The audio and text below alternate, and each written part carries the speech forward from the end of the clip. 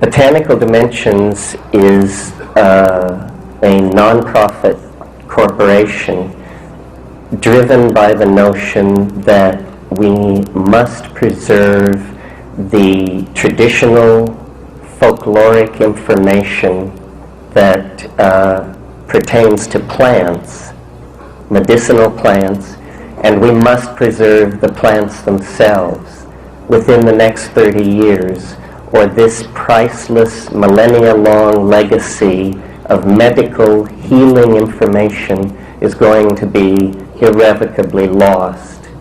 Now, I don't mean to add to your woes. I know you're worrying about the ozone hole and all this, and in the body of my talk I will make it a seamless web. It's all a single problem. But in doing field work in the Amazon, Kat and I and our colleagues and have learned that this information, this thin web of understanding between human beings and plants is in great danger of being lost. And it is not simply that we are driven by the motivation of the anthropologist or the curator. This information has a vital potential impact on modern healthcare delivery, how long we live, how healthy we are, how clear our minds are, may well depend on preserving the botanical heritage of folk information and identified species in the warm tropics. I don't know how many of you saw it. About a month ago on the front page of the New York Times, there was a composite satellite photograph of the Amazon last September over a 15-day period in infrared, and showing thousands of fires, literally millions of acres being burned to clear for cattle. The land can be used for cattle for 3 years after this process, and then it becomes so brushy and scrubby that it is useless for any purpose. The Brazilian government commissioned these satellite photographs, and they showed that 30% of the world's yearly production of carbon dioxide, which is a greenhouse gas, was caused by these September burnings in the Amazon, and that the amount of particulate matter lifted into the stratosphere was equivalent to 3 eruptions the size of the El Chinchon volcano in Mexico. So this is a massive ecocidal impact, a massive insult to the atmosphere of the planet. And these kinds of things imperil all of us. We need to realize that if the New Age means archaic revival, if it means reaching back in time for models in the past that can steady this culture as we move toward this ultra dimension that everyone can sense lies just ahead of us, then we are going to have to put on the brakes. We are going to have to act from a sense of the real needs of the planet.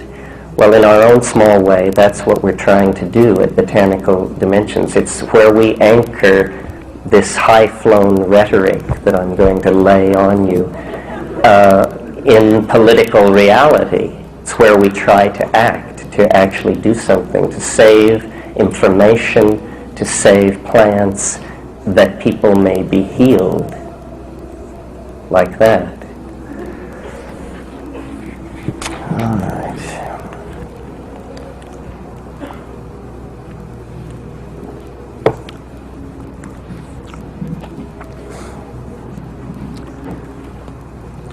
I call this discussion the light at the end of history, and in a way my remarks about Botanical Dimensions set the stage. I wanted to talk about the end of history in an optimistic way. I wanted to transcend the airheadedness that haunts New Age rhetoric and still be able to say something positive about the future, both short-term and long-term, and give a kind of sense of possibilities outside the ordinary political agenda. The New Age, if it means anything, it must mean a revivification of values that are traditional, because those are the only values that have ever worked. And I don't mean traditional like 80 years ago. I mean like 500 years ago.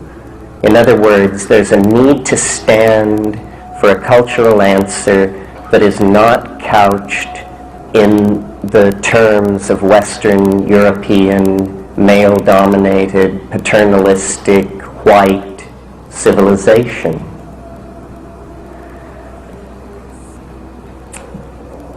Now, I don't suppose it's any news to you that my inspiration for trying to take this position, or trying to understand what this stand might entail, is an involvement with the sources of shamanic ecstasy, an involvement with traditional usage of vision-producing plants.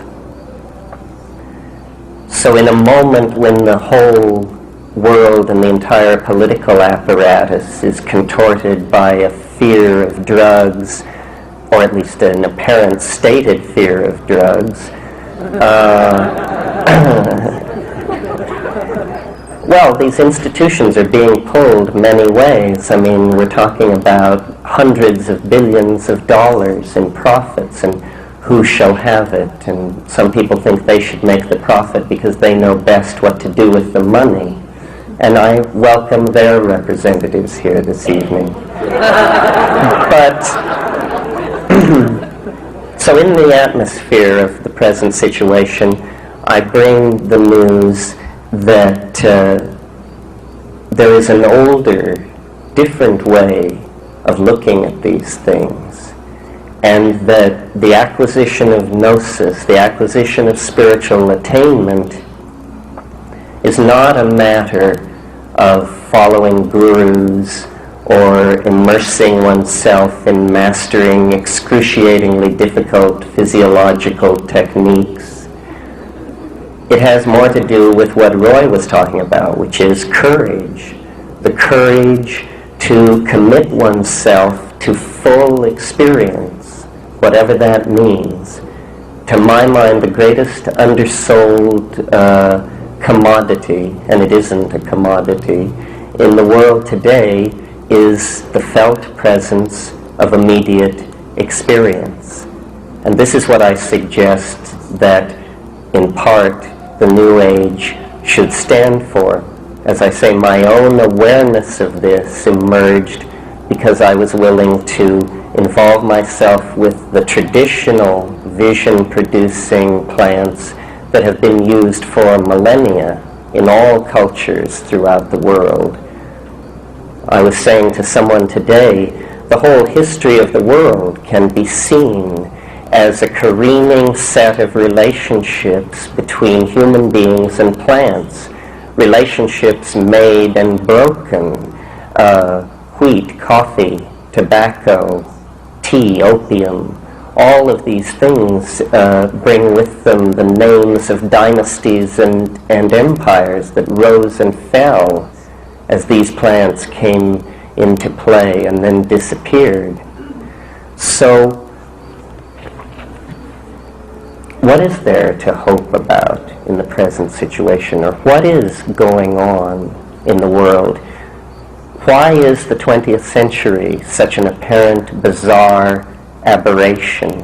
And why is our culture apparently the cutting edge of either the absolute apotheosis of the species or its absolute transcendental transformation? And why is it so difficult to tell which it is? Does anyone have any? No. There's a notion which is very useful in physics to rescue it from itself, which is singularity. A singularity is a place where the rules don't work. So So if you come to that place and you have enough faith in the rules and they don't work, then you call it a singularity and you get to keep your theory.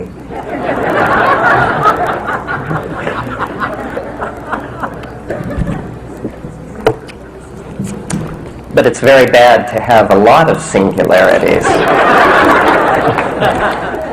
The more singularities you have, the weaker your theory. That's why Stephen Hawking decided that there weren't singularities at the center of black holes, because there were so damn many of them.